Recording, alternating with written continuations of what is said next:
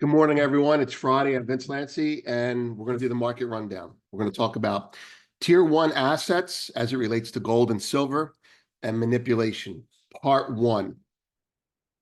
Start with the markets. The dollar is 104.07, up 18. 10-year yields are 4.29. Unchanged bid. The S&P 500 is 57.30, bouncing 26 handles after yesterday's sell-off. The VIX is 22.18, backing off almost a full percentage point after yesterday's rally. Gold 27.52, up a little under $9. Bounce after yesterday's give back, but it bounced off the lows before the close yesterday. All right, so silver 32.81, up 15, tepid at best. Copper 433, 434, down a little less than a penny. WTI is up 23 at 71.32. Natural gas 233 unchanged. Bitcoin 70,063. Vibrating at 70,000. Ethereum 25.17 unchanged basically. Palladium 11.26 up 7. Platinum 9.92 down 1. Grains, drum roll please, are all up. You can see that on your screen there. Spare my eyes and I'll spare yours. Okay. You can see the markets there. We'll talk about the gold and silver and everything else. But first, let's talk about tier one assets and Basel III and as it relates to manipulation, as it relates to gold, and as it relates to silver. Now, manipulation is a word that in our little community, people debate about, and people that I respect that know what they're talking about say that there is no manipulation. Now, I'm not here to debate them on that. I'm here to say that we probably define the manipulation different. So there are people who define it one way, which is their way, and there's people who define it another way, which is to say that there's no manipulation because of how they define it. And then there's, I think, people like me who define it the way I do that says there is manipulation because of the way we define it, beyond the micro day-to-day manipulation. But it's really a matter of semantics. Okay, so let's talk about tier one assets and how they work and how it works against gold and silver and premium. And I'll give you a little bit of an education of a silver speculator in the premium section today. Okay, so homepage. Goldman Central Bank demand has reset gold's price levels. That's yesterday's post. Don't be an exit strategy. We repin that because, hey, the election's coming in. Don't be stupid, right? And then Thursday PM has the rest of our posts. Discussion. All right. I don't have any great visual aids today. Not that I ever do, but you get the point. In banking terms, what is a tier one asset? A tier one asset is considered the highest quality and most liquid, meaning it can be readily converted into cash without significant loss in value. According to the Basel III regulatory framework, which outlines asset classifications for banks to ensure stability, the following assets are typically considered tier one. Typically means automatically. This is textbook definition. All right. Cash and cash equivalents. This includes physical cash held by banks as well as cash reserves held with central banks. Sovereign bonds. Those are government-issued bonds from countries considered highly creditworthy. U.S. Treasuries and other similar bonds from AAA-rated governments are included here, or AA plus, or whatever they are now, right? Or CCC, probably by the time this is over. Central bank reserves. Reserves held by commercial banks at central banks are treated as tier one since they are secure and instantly accessible. And newly done gold, as noted, under Basel III, gold was elevated to a tier one asset. I should say reinstated as a tier one asset, meaning it is viewed as a high quality liquid asset on par with cash and government bonds. Continuing with the definition. These assets are viewed as highly liquid and stable, serving as the cornerstone of financial stability within banks. Tier one assets act as a buffer against crises, ensuring banks can meet short-term obligations even during economic downturns. Okay. This definition, I sourced many different definitions to make sure that I knew what I was talking about. And Uh, this one is actually ChatGPT combined with some things that I wrote. So this is the definition. The, the, the thing is, what does that mean? What does it mean to be tier one, practically speaking? And without boring you too much, I'm going to get into this, and you're going to see how the labeling of something as tier one versus tier three immediately makes it worth less or more. All right. So to be tier one is the government saying we will fully allow you to use it as 100% cash to conduct your business without converting it to cash. We swear by its value, and this backstops our whole government. So if a bank says, I need money, it's a crisis. The government says, what do you have as collateral? It's a pawn shop. Okay. The government says, what do you have as collateral? And the bank says, I have a 10-speed Schwinn bicycle from 1975. And they say, well, we're not going to give you more than 5 cents for that. And then they say, I have gold.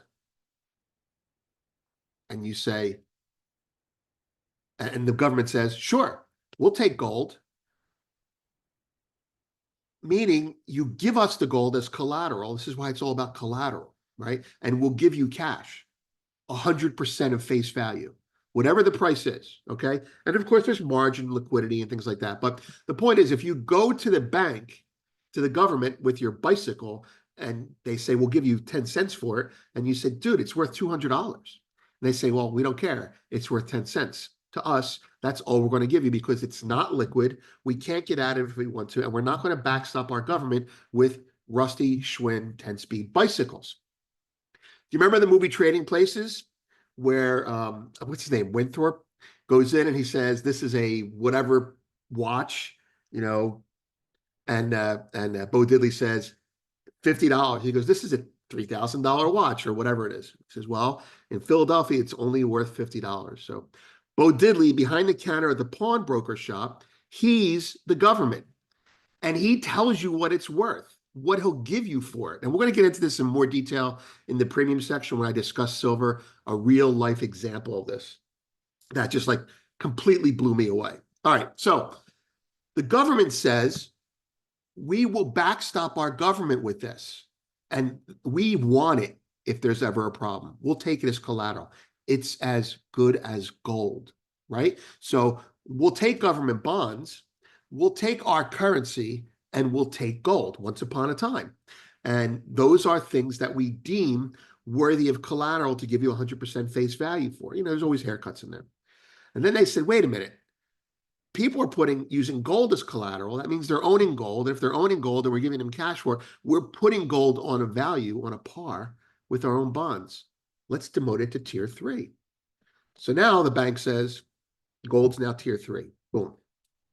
Now the bank says, I need cash. I need cash. And they go to the pawnbroker, which is the repo, the government repo, and they say, I need cash. I have $1 million in gold. And the government says, we'll give you 500,000 for it. Tier three is art. We'll give you 50% of face value on the art. That's the haircut, they would call it. And the bank says, well, 50%, I mean, it's worth $1 million.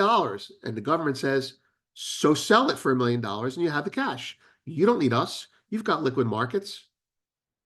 And the bank says, well, how badly do I want the gold? How badly do I need the money? And the government says, you need the money because your reserve requirements need to be here and they're there, and you don't have enough money in your bank. Remember fractional reserve banking? So the bank says, all right, they sell their gold. And that's the manipulated market structure. And that's why traders say, well, I guess I'll be short. Why be long, right? Okay, so that's how they stopped gold from competing with other stuff. All right. So that's why, just to go back a little bit of history here, that's why no one cared what gold was worth in dollars back in the day. Like, back in medieval times, you didn't say, I want to buy a meal how much does it cost? The guy at the counter said, it's a shilling. It's a silver coin. It's 2 silver coins. It was always that amount. It's a silver coin, right? A meal was a silver coin. A suit is an ounce of gold, right? So you didn't measure things in dollars. You measured things in a meal is a silver coin. You worked for a silver coin, right? A suit is an ounce of gold. And these things were your standard. So dollars were measured in ounces. How many dollars can I get for an ounce? Who cares? An ounce of gold is what buys the suit.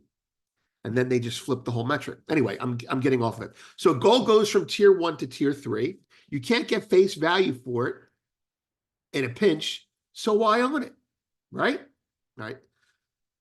Now let's talk about silver as it relates to tier 1 versus tier 3. What makes something ineligible for tier 1 status? Demand outside of monetary use competes with the government's ability to control it. So what's gold used for? I know it's used for electronics, but just humor me here. Gold's used for nothing. It's useless. And that's why it's money. Because you can only use it as a store of value. It holds its value. It exists. It's there all the time. And it's not used. So the government, even though it's a pain in the ass, they try and control it. They buy as much as they can. They'll probably cuse a bit down the road. Silver, also a store of value, also can't be, like, silver's better than gold in this regard. Silver can't be destroyed. It actually is more useful. And the problem is its usefulness makes it practical. And because it's practical, industry needs it. So if you have a film company, back in the day, or an electronics company today that says, well, we have a lot of silver, well, they have a lot of money. You can't have a commodity that can be hoarded as money because it takes control away from the government. The government can't say you can't own silver because you use it in industry. And the government can't make it money because you use it in industry. So, you could do it, but there's a lot of things that you have to do. All right. So if silver were made a tier 1 asset, so here's the payoff. If silver were made a tier 1 asset, it would appreciate to its value as naturally occurring in nature relative to gold, whether that's 15 to 1 or 7 to 1, it's debatable, but that's what happened. If gold is worth X because it's now a tier 1 asset and silver becomes a tier 1 asset, then you bind it in nature. Why is gold a tier 1 asset? Because it can't be destroyed, because it's a store of value. Well, silver's a tier 1 asset. It's a store of value. So that's what would happen. You would completely destroy. You probably would undermine the whole Western economy if you made silver tier 1 asset.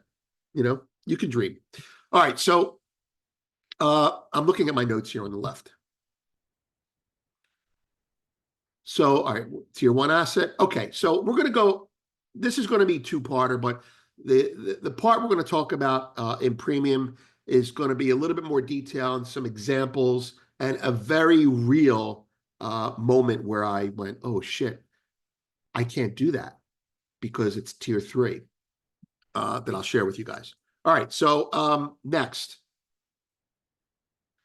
News and analysis. Goldman central bank demand has reset gold's price levels. All right, you saw this here, right? Bank of America, this is for founders. Cash falls to the lowest level in our data history. It goes back to, I think, 2011, maybe 2015. But cash levels are so low now, meaning everyone's put their money into stocks, that there's really not much money left to go into stocks, which is one of the reasons that we would sell off. So people are deploying cash, expecting the Fed to ease. It would be a kick in the ass if the Fed did not ease. Sanctions squeeze Russia on U.S. dollar payments to Shanghai Cooperative. That's an example of sanctions working. Although I don't really think it's a nasty headline and it's true, but it's not a permanent problem. So Russia owes money to the Shanghai Cooperative, which is part of the BRICS, the BRICS cooperative in general. And the Shanghai Cooperative's laws say that they can only take dollars. And so Russia doesn't have any dollars, so they can't pay. And so they're going to change the rules to accommodate that. All right, data on deck, unemployment is today. This could be why we're bouncing. People are scoring up before the number, but everything is starting to, data is starting to creep in the whole we're not going to ease type of stuff. But, who knows? And premium education of a silver speculator. We're going to touch on a lot of things there, but there's a deeper explanation of all this, and I'll just leave it with you like this. If the government doesn't want gold and silver competing with dollars as a store of value or treasuries as a store of value, it demotes it to tier 3.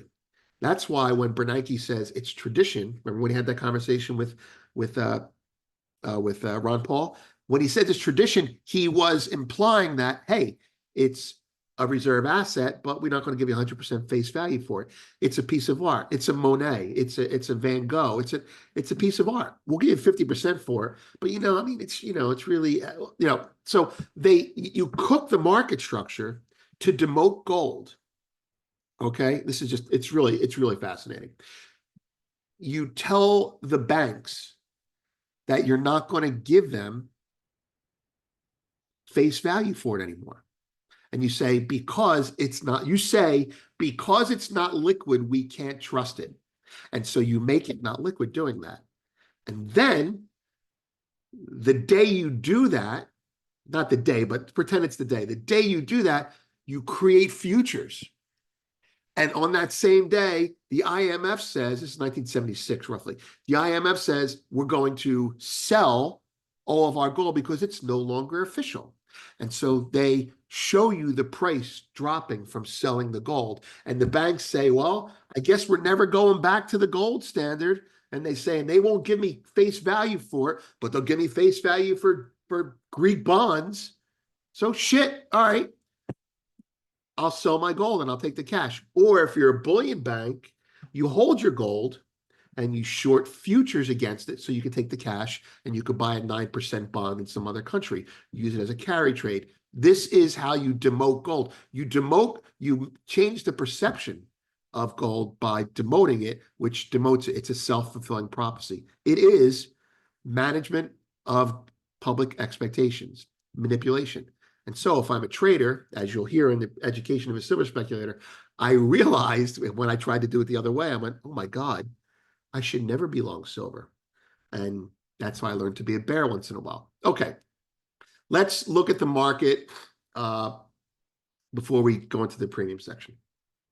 I already gave you guys a piece of it. All right, so I need to buy more black turtlenecks. Please subscribe. All right, so gold is up 9 and change. Silver is up 10 cents. All right, quick take on this.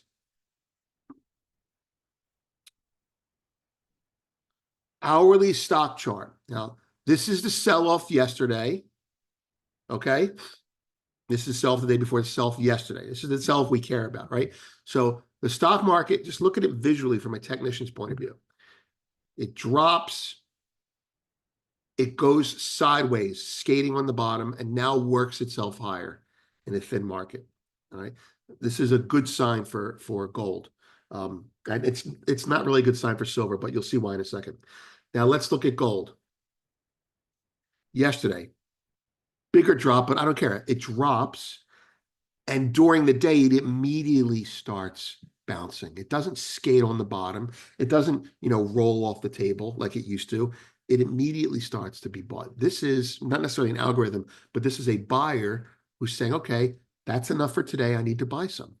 I need to buy some. And they start buying it. And now, overnight, it continues drawing, and now it goes sideways. So we could be in for another sell-off today. Now let's go to silver. All right. Now think about gold, kind of like a lopsided V-shaped bottom. Now look at silver.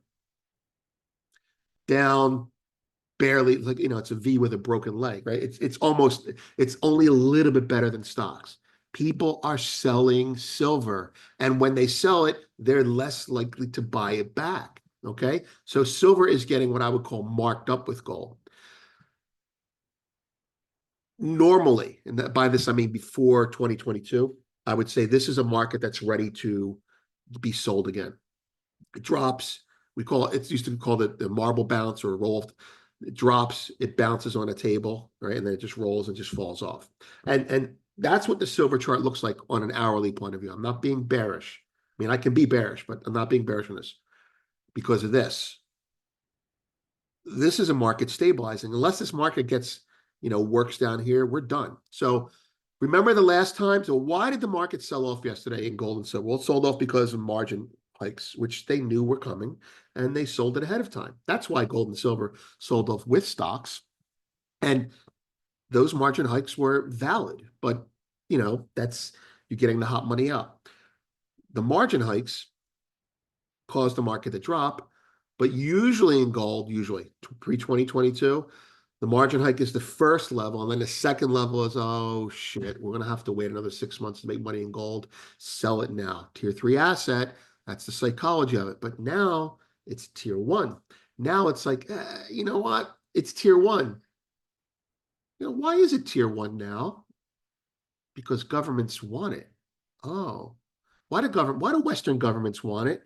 Because the Chinese want it. Oh, well, maybe we got to stop them from buying it. Well, let's make sure the banks don't sell anymore. Let's make it tier 1 and let's give them cash face value for it. That's how it works. Anyway, back to this point. The point is, normally I'd say, give it a couple hours, gold's going to go lower and silver's going to go low with it. I don't think that's going to happen this time. I mean, knock on wood, right? But that's a situation. The election is coming up. Will they raise margins again? You know what? I hope they raise margins 5 times in the next 5 days because I want the idiots out of this market, the tourists out of this market before the election, so it can appreciate free of hot money having to sell it. Now, be careful what you wish for. I know is something I have to think about, but that's it. Okay, so it's Friday. It's silver and gold. It's a shitty week. Elections next week. The market's going to be volatile. Up 50, down 50, up 100, down 200. You don't know what's going to happen over the next week. So, all right. So that's the market. Uh, Stocks. Yeah, look, is that stocks or is that silver? It's the same chart. Gold's the one they're buying on the dip. That's it. All right. Stay with me. Oh boy, I'm running a little bit late. So we'll have to do a short version. And here we go.